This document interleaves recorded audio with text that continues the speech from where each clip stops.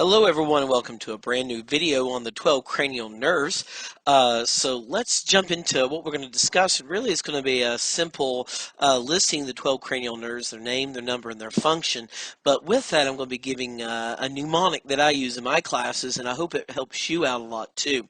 So as we get into that, the very first thing we want to do is to remember there are 12 of them, and I'm going to give you the names in a minute, but I'm going to start off with a mnemonic.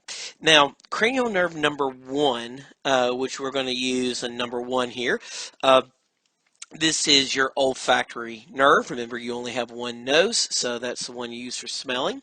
Number 2, the optic, which we have 2 eyes, so we'll use 2s to draw the eyes. Now, what we're going to do is 3s just above that. If you take a 3 and turn it on its side, it kind of looks like an M. Then we're going to put it above the eye because it looks like an M, and this is oculomotor, helps to move the eye. Number 4 also helps in eye movement, controlling the superior oblique muscle. So we're going to put him up there near that.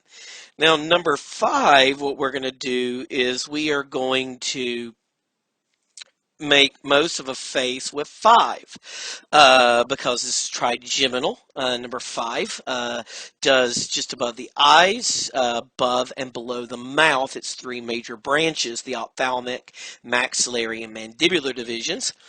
Now, number 6 controls the lateral rectus muscle, so we're going to put him on the side of the eye there, controlling eye movement. So that means we have 3 eye movement nerves. We have 3, 4, and 6.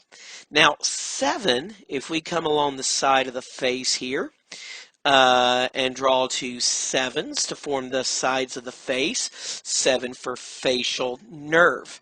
Number 8, if we come along the side here and draw 8s for the ears, we can get the vestibulocochlear nerve.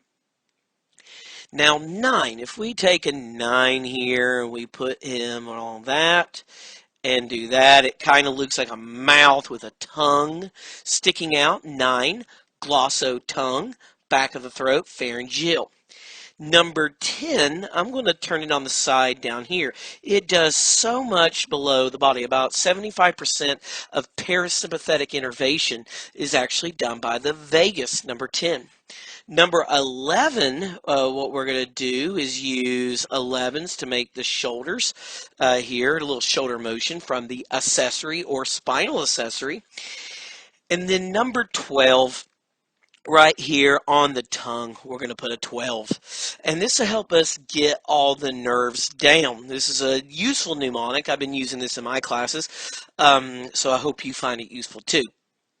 Now, what we're going to do with this simple video is after you have this, and I urge you to draw it with me. It really helps to kind of see this, do this, but this is one of those places students hang up on a lot.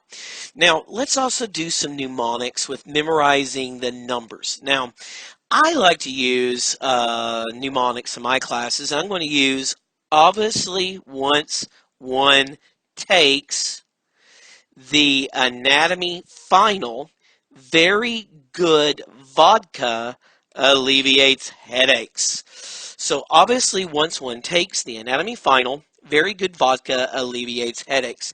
Olfactory, optic, oculomotor, trochlear, trigeminal, abducens or abducent, facial, vestibulocochlear. Vestibulocochlear is also called the auditory nerve. Glossopharyngeal, vagus, accessory or spinal accessory, and then 12 hypoglossal.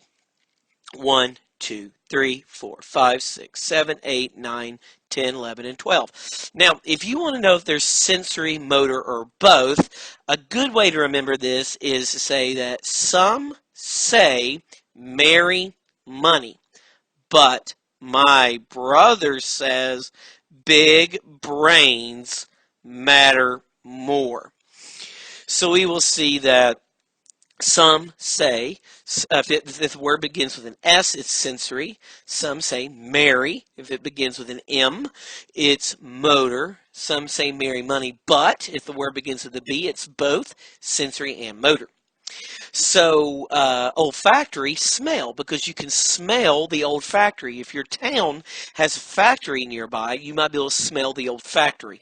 Like near where I am now, there's a factory nearby that sometimes can smell pretty bad. The optics sees, optics let you see oculomotor, eye movement, eye, motor movement.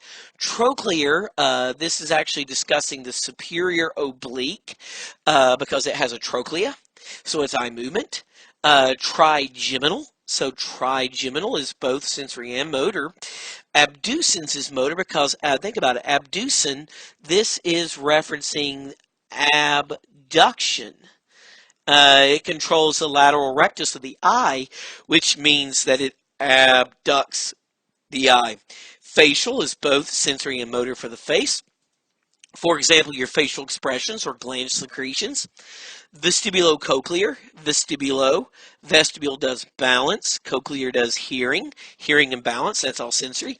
Glossopharyngeal does sensory and motor, head and neck, controls a variety of structures associated head and neck.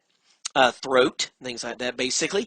Vagus is visceral motor, thorax, and abdomen. He is the wandering nerve. He gets his name from the same root word as a vagrant or a vagabond. A wandering nerve is vagus, like vague. Like my videos are vague. Well, hopefully they're not.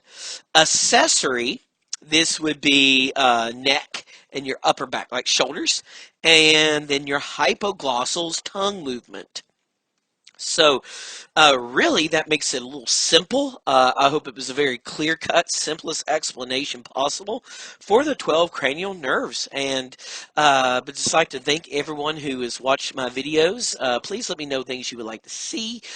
Don't forget to comment, like, and subscribe. Let me know what you want to see in future videos.